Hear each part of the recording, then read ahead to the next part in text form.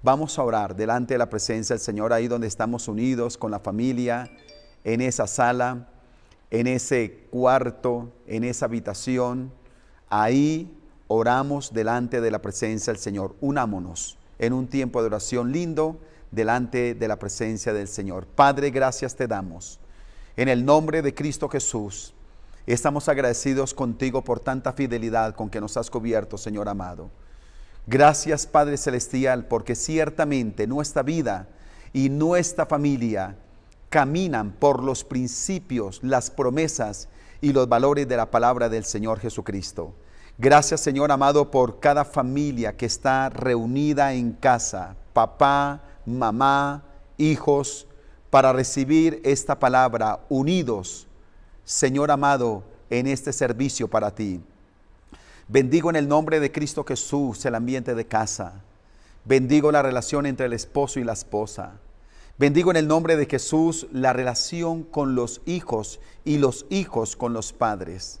Sigo clamando, Dios, que en cada casa haya una atmósfera de gloria de Dios manifestada en armonía, en paz, en reconciliación, en alegría, en respeto, en confianza y en esperanza, pero también en la certeza, Señor amado, que nos esperan días maravillosos bajo la unción del Espíritu Santo de Dios.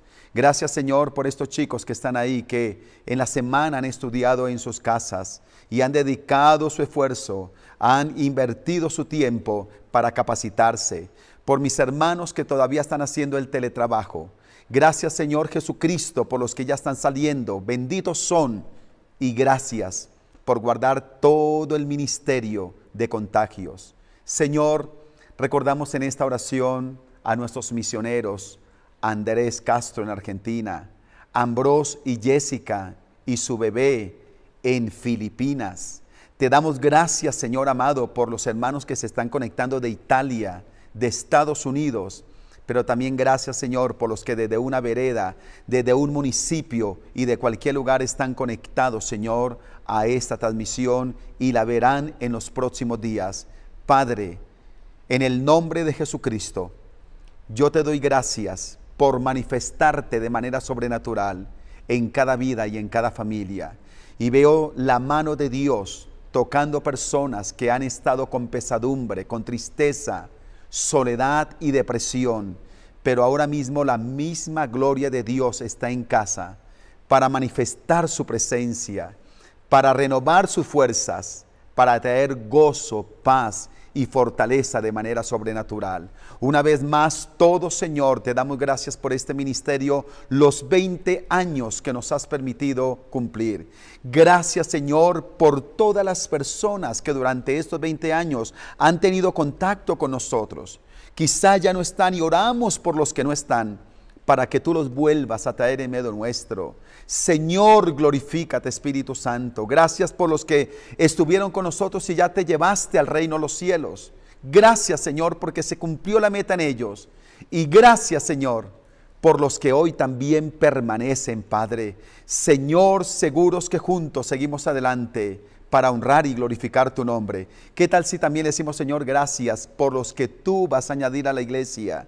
Aquellos que le estamos compartiendo a nuestros hermanos, familiares, Señor, los bendecimos de todo corazón y creemos, Padre, que vamos a ver una cosecha linda bajo la unción perfecta y sobrenatural del Espíritu Santo de Dios. Amén y amén.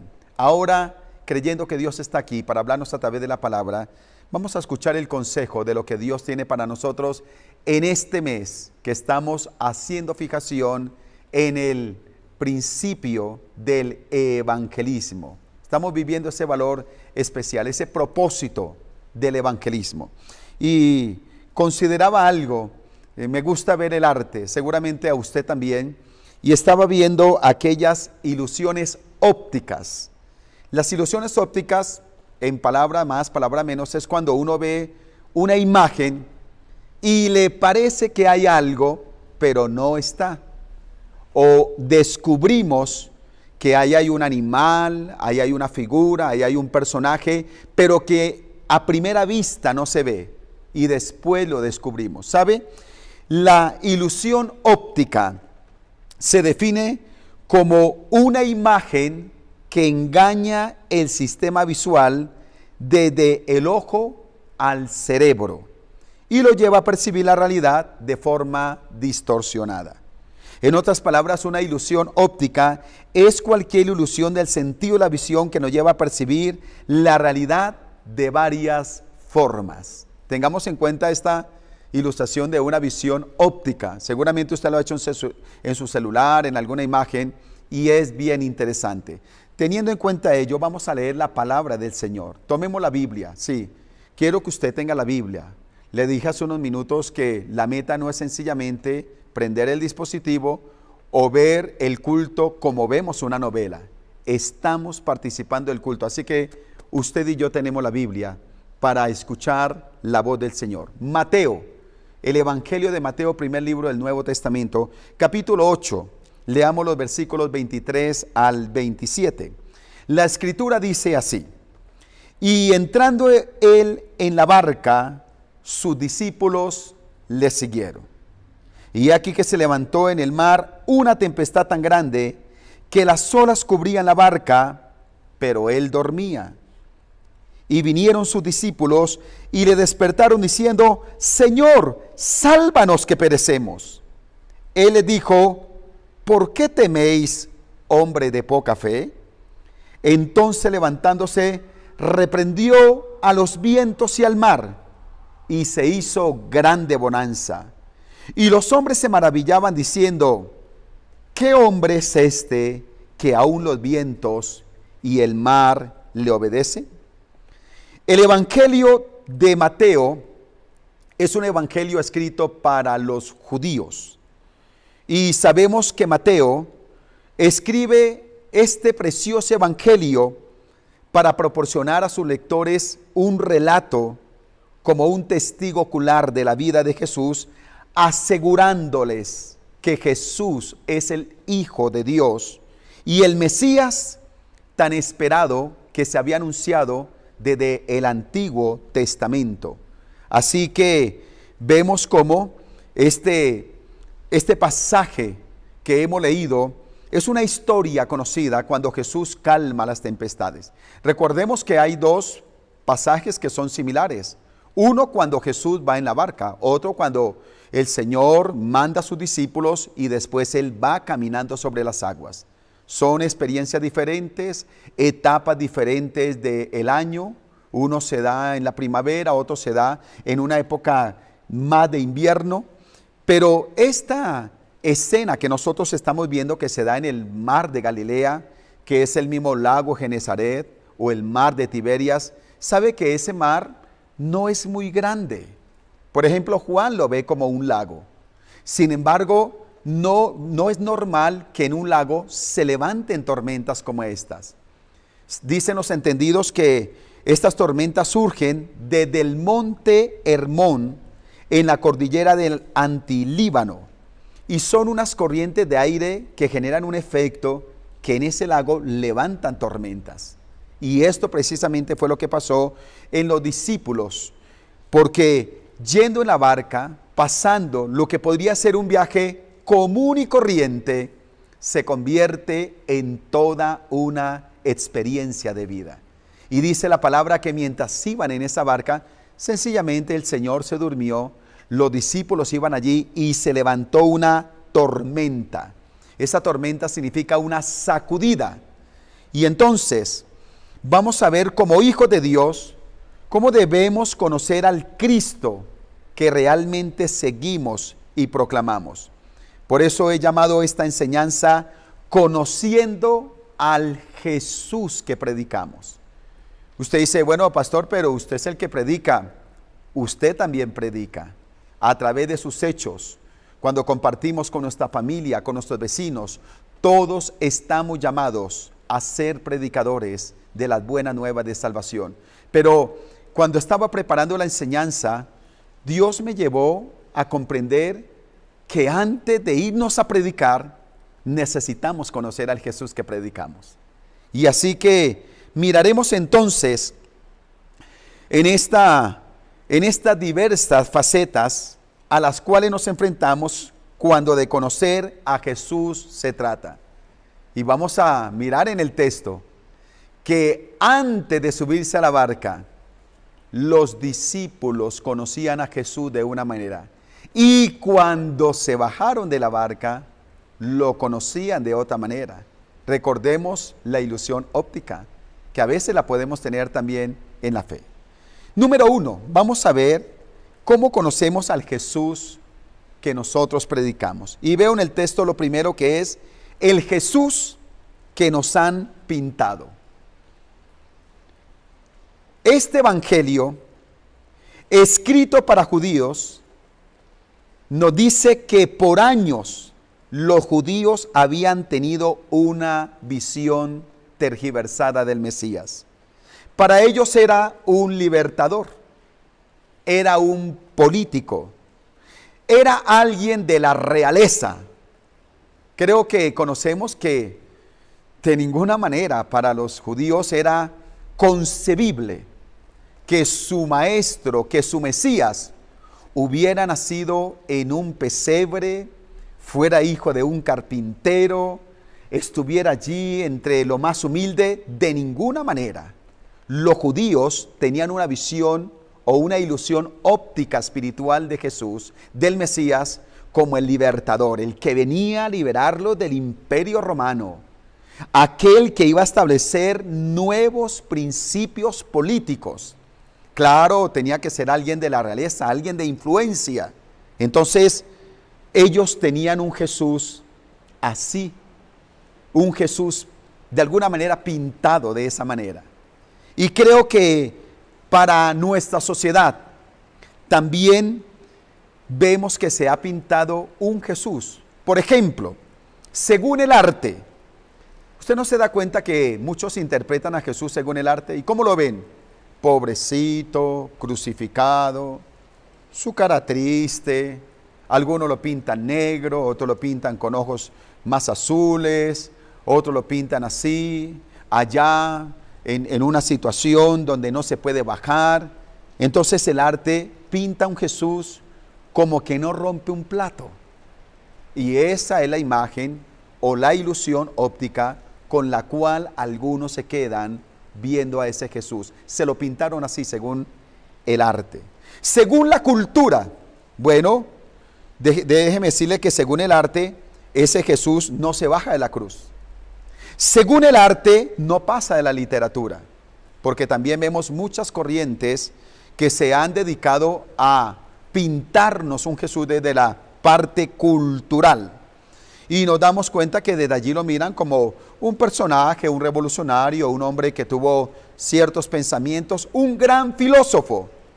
Y déjeme decirle que hay gente que estudia la Biblia de pasta a pasta para defender creencias humanistas y donde ven a Jesús sencillamente como cualquier otro ser humano que sencillamente revolucionó el pensamiento de la sociedad. Según la historia, no trasciende de los tiempos, porque algunos se lo han pintado como el Jesús de hace 2000 años atrás, donde hizo una obra, estuvo entre los judíos, sanó a algunos enfermos, pero murió en la cruz. Y bueno, qué lindo el Jesús de allá, qué bonito, pero como que no tuviera que ver nada con nosotros en estos tiempos. Y según mi experiencia, ¿sabe que algunos también, según la experiencia, ven a un Jesús que no va más allá de su entendimiento? Y muchas veces podemos relacionar nuestra comunión con Dios, con Jesús, de acuerdo a la experiencia que nosotros hayamos tenido. Por ejemplo, si alguien ha tenido una relación traumática con el papá, así mismo va a ver a Dios. Puede ver a Dios como un ser que está distante, que es rígido. Puede ver que la autoridad de Jesús es una autoridad que está ahí para castigar. Y de hecho, he visto a muchos que predican a un Jesús de castigo, a un Jesús que está ahí y es que Él dice que es así, y si vemos a alguien que no lo hace como queremos, entonces le va a caer el juicio de Dios. Pero vemos que otros ven a un Jesús bonachón. Tranquilo, Dios me entiende. Dios es bueno, eso Dios perdona nuestros pecados, eso eso Dios sabe y me entiende por qué yo hago las cosas. Él no va a decir nada. Pues déjeme decirle que para el que lo ve tan rígido, como para aquel que lo ve tan bonachón, le pintaron el Jesús que no es. Así que aquí habían discípulos que eran judíos y ellos tenían un Jesús que les habían pintado, y quizás nosotros tenemos el Jesús que nos han pintado. ¿Qué aplicación podemos dar aquí? Conocer a un Jesús pintado es caminar con un corazón engañado. Se lo voy a volver a repetir. Conocer a un Jesús pintado es caminar con un corazón engañado. Número 2, el Jesús que nos hemos imaginado. Mire lo interesante. Todos los discípulos se imaginaban que iban a venir experiencias, pero no las que vivieron. De tal manera que lo que pasó en la barca fue un minucioso examen sobre la persona de Jesús. ¿Cómo lo pudieron haber interpretado ellos al igual que nosotros? Mire cómo lo pudo haber interpretado. Por ejemplo, ellos se imaginaron a un Jesús que duerme frente a las tormentas.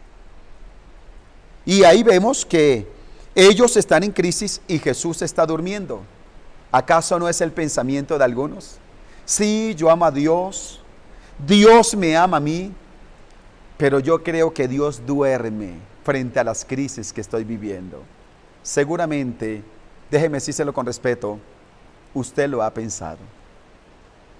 Que Dios está durmiendo mientras usted sufre, mientras están pasando la prueba de casa, mientras la economía está tocando fondo, mientras vienen esas tormentas en los pensamientos y en las emociones. Muchas veces pensamos que Jesús está durmiendo. Un Jesús que nos invita a caminar con Él sin responsabilidad. ¿No se da cuenta que los discípulos se atrevieron a hacerle un tremendo reclamo a su maestro? Van y lo despiertan, y quiero que imagine la escena conmigo. Ellos no están diciendo, maestro, tiene la amabilidad y te despiertas y nos ayuda que es que una tormenta se está levantando. No, usted y yo podemos imaginar el desespero de los discípulos. Y casi que a manera de regaño, me imagino que la prudencia no estuvo presente en ellos. Fue un sacudón al maestro. Y aquí hubo a manera de grito, porque es lo que el texto nos deja ver, donde ellos le dicen, Señor, sálvanos que perecemos. Sálvanos que perecemos. En otras palabras están diciendo, Señor, ¿a esto nos invitaste a la barca? ¿Para quedarte dormido? ¿Para ser indiferente? Interpretamos que tu llamado fue un llamado sin responsabilidad. Sí. ¿Cuántos han interpretado precisamente al Jesús según su imaginación? Un Dios irresponsable. Un Dios que no nos llamó y nos invitó a ser cristianos, a seguir la fe, a servirle, a predicar de Él, a guardar sus mandamientos. Pero ¿cuántas veces frente a una situación y una tormenta que se levanta, podemos interpretar a un Jesús irresponsable? Pastor, pero eso no es así. Eso fue lo que habló Asaf en el capítulo 73 de los Salmos. ¿De qué ha valido ser santo? ¿De qué me valió limpiar mis manos sin inocencia? ¿Cuántas veces he escuchado personas decir, ¿y de qué me ha servido ser cristiano? ¿De qué me sirvió? Pareciera ser que cuando estaba en el mundo tenía mejores cosas. Lo he escuchado. Y Satanás le susurra a muchas personas diciéndole, ¿no te das cuenta que cuando estabas en el mundo te iba mejor? Y a veces vemos a un Jesús irresponsable, como que nos llamó a seguirlo y nos abandonó. Lo que se llama el deísmo. El Dios que creó el mundo y lo abandonó. ¿Cuántos aún hijos de Dios se sienten abandonados por Jesús? Es una manera de interpretarlo. Pero también lo imaginaron como un Jesús inferior a nuestros temores. ¿Por qué le digo esto? Escúcheme. ¿Sabía usted que entre los judíos habían algunas creencias? Y una de ellas, muy fuerte, es que el mar estaba lleno de criaturas espantosas. Lo más seguro, lo más común para los que transitaban por el mar, y recordemos que ahí habían algunos pescadores entre los discípulos, habían creencias místicas, habían mitos entre ellos que creían que en el mar habían criaturas espantosas. Entonces estaban considerando que el Jesús que iba en la barca era pequeño en comparación de las criaturas espantosas que podían salir del mar y quizás atraparlos. Oiga, todas las culturas han creado cosas como esa, la pata sola, y se imaginan tantas cosas. Y ellos estaban viendo ahí un Jesús que quizás no podía ayudarles. Pero creo que aquí Jesús estaba pidiendo a sus discípulos que exploraran en sus propias mentes la causa, el origen del miedo, para que se dieran cuenta que todo temor tiene sus raíces en el efecto y el pensamiento natural separado del efecto espiritual y del pensamiento de la palabra de Dios. Mire cómo lo podían interpretar. Y aquí tenemos que hacer una aplicación. Jesús es más grande que nuestra limitada imaginación. Gracias a Dios, gracias. Demos aplausos a Dios ahí en casa. Dígale, Señor, gracias porque tú eres más grande que mi imaginación. Dios es más grande. A veces queremos controlar a Dios con nuestros pensamientos. ¿Qué es lo que ha hecho precisamente la teología? Pretender estudiar a Dios. A Dios no lo estudia nadie. Dios no es para estudiarlo, Dios es para creerlo. Dios es para obedecerlo. Pero a veces nos ufanamos de creer que ya sabemos cómo piensa Dios, cómo actúa Dios, porque la imaginación, tenemos un Dios casi que controlamos nosotros. Pero nosotros somos pequeños, Él es grande y Él es más grande que nuestra imaginación. Demos aplausos al Señor ahí donde usted está en casa, déselos. Dígale, Señor, gracias porque tú eres más grande que mi imaginación. Y sabe, este Jesús, conociendo al Jesús que predicamos, entonces tenemos que decir que debemos conocer al Jesús de la Biblia. Diga conmigo, al Jesús de la Biblia. Recuerde que le hablé de el Jesús que nos han pintado. Número 2, el Jesús que nos hemos imaginado. Y ahora vemos el Jesús de la Biblia. Y este Jesús de la Biblia, en esta misma historia, veo cosas lindas. Es el Jesús que nos invita a la barca a pesar de nuestra pequeñez. Dígale al Señor, gracias por eso. No éramos dignos de ir en la barca con Él, no éramos dignos. Pero el Señor nos ha invitado a usted y a mí para estar en este viaje de la vida con Él. No estamos solos en la barca. No estamos solos. Él nos ha invitado a estar en la barca. Y yo estoy plenamente seguro que no ha faltado la fortaleza de Dios sobre su vida. Y escucho a los políticos, y escucho al presidente del Banco BID, y escucho a muchos pensadores, y leo artículos en revistas serias. ¿Y qué dice la gente? ¿Qué dice la información? ¿Qué dicen las noticias? ¡Wow! Las cosas van mal. Y van a ir peor. Y aténganse porque lo que viene va a ser más fuerte que lo que hasta aquí han vivido. Tormentas. Pero qué lindo que Jesús nos invitó a estar con Él en la barca. El que creó los cielos y la tierra va en la barca. Diga conmigo amén a eso, dígalo, dígalo. Él va en la barca de su hogar. Él va en la barca de su vida. Por eso, aunque se levanten las tormentas, la paz de Dios sostiene su vida, sostiene su casa. Él es bueno y para siempre su misericordia. El Jesús de la Biblia tiene el poder sobre toda fuerza natural y sobrenatural. ¿Ustedes creen que a Jesús se le salió de las manos el COVID? ¿Usted cree que se le salió de las manos? De ninguna manera. Nada sucede en el mundo si Jesús no lo permite. Porque en la cruz del Calvario se le entregó todo poder, sobre todo reino, sobre todo principado, sobre toda autoridad, sobre los cielos y la tierra. Es Jesús. Es Jesús. Así que el Jesús de la Biblia tiene todo el poder sobre toda fuerza natural y sobrenatural. Y ahí podemos descansar. Qué lindo que Él tiene el poder. Y yo confío en Él, y usted confía en Él, y estamos abrigados por su presencia. Y eso, ¿sabe qué trae? Descanso, seguridad.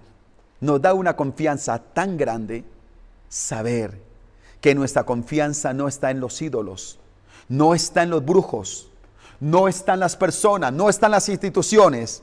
Está en aquel que tiene toda autoridad sobre lo natural y lo sobrenatural. Pero el Jesús de la Biblia también es aquel que calma las tempestades y aquieta los vientos. Oh, no hay tormenta que Él no pueda calmar. Dije que no hay tormenta que Él no pueda calmar. ¿Cuál es la tormenta que se ha levantado en su vida en estos días? ¿Cuál es? Él la puede calmar. ¿Cuál es la tormenta que se ha levantado en su casa? Él la puede calmar. Él la puede calmar. ¿Cuál es la tormenta que se quiere levantar contra la misma iglesia? Él la puede calmar. En la sangre de Jesucristo, Él calma las tempestades y aquieta los vientos. Que sus palabras y sus acciones no agiten los vientos, sino que nuestras palabras y acciones nos lleven a confiar en aquel que calma las tempestades y aquieta los vientos. Nos garantiza el Jesús de la Biblia que no nos hundiremos. Gloria a Dios, no nos hundiremos. ¿Qué fue lo que gritaron los discípulos? Sálvanos que perecemos. El Jesús dijo, no nos hundiremos. El Jesús de la Biblia nos garantiza que no nos vamos a hundir. Su casa no se va a hundir.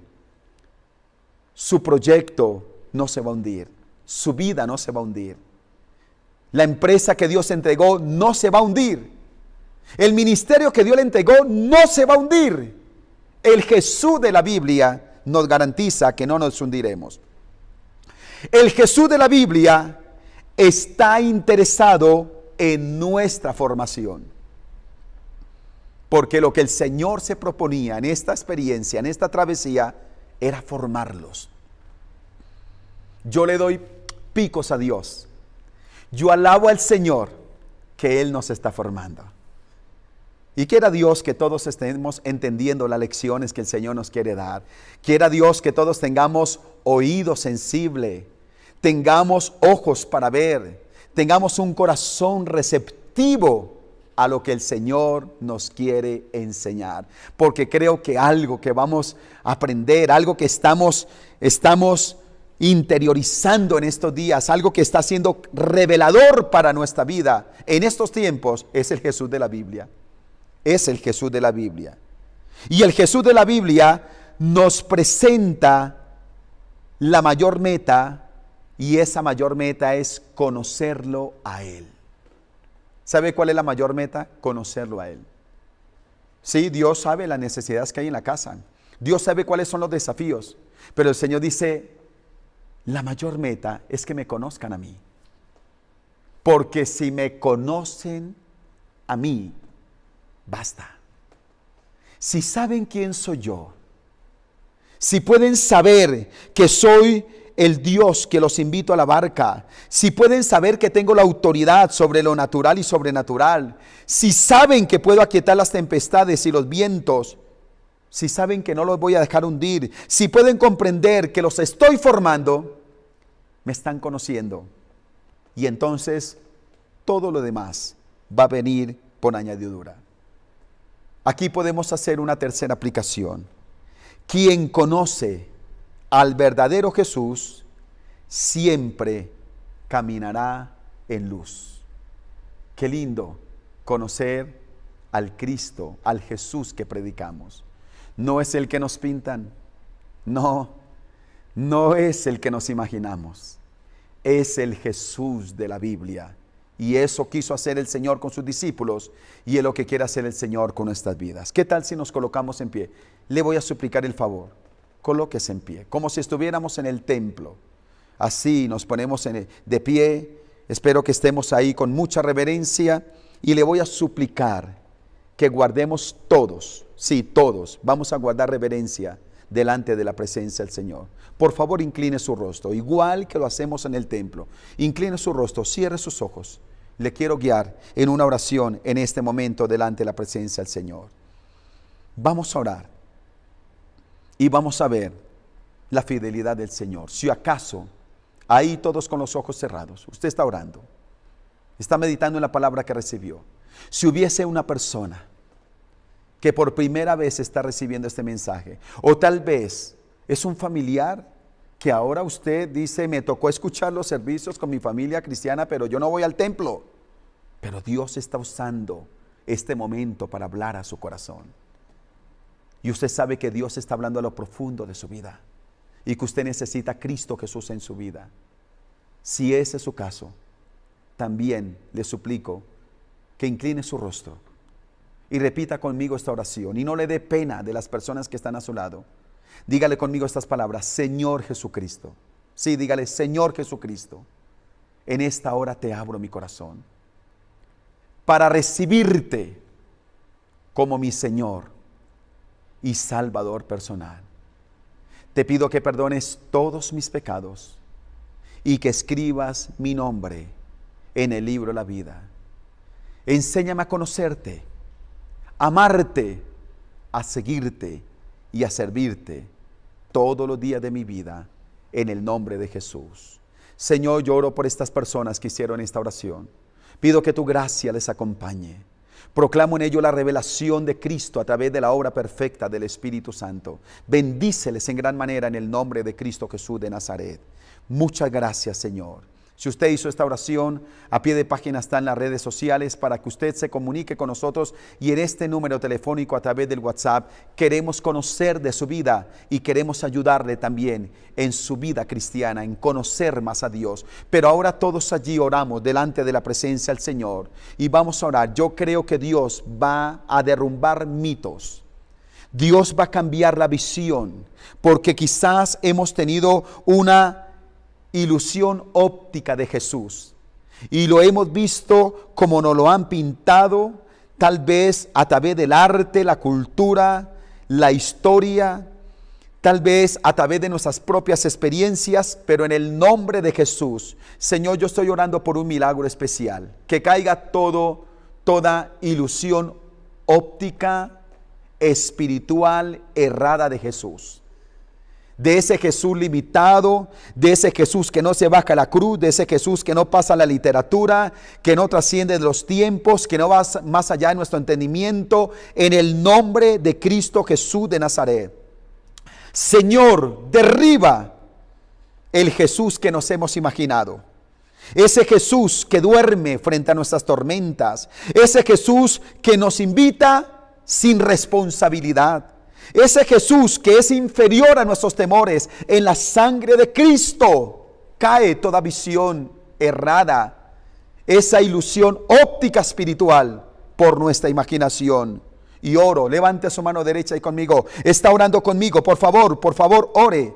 No tenga su boca cerrada, estamos orando delante del Señor. Dígale: yo quiero conocer al Jesús de la Biblia, al que nos invita a la barca a pesar de nuestra pequeñez, al que tiene el poder sobre toda fuerza natural y sobrenatural, al que calma las tempestades y aquieta los vientos. Señor, queremos conocer al Jesús que nos garantiza que no nos hundiremos, el que está interesado de nuestra formación y que nos presenta como la principal meta conocerlo a Él. Y oro, Dios, porque esto da formación. Si algo clamo en esta hora es por hijos de Dios maduros, enfocados. Y el milagro más grande lo pido ahora, y es que todos conozcamos al Jesús de la Biblia. Y si conocemos al Jesús de la Biblia, no me cabe la menor duda que en casa van a haber milagros en todas las áreas. Y la gloria de Dios traerá aliento y fortaleza. En el nombre de Cristo Jesús de Nazaret. Amén. Y amén. Demos un aplauso al Señor por la palabra que hemos recibido y atesorémosla en el corazón de manera extraordinaria. Le felicito por estar ahí atento y recibir lo que Dios tiene como alimento espiritual para nosotros. ¿Y qué tal si ahora vemos este video extraordinario? Miremos.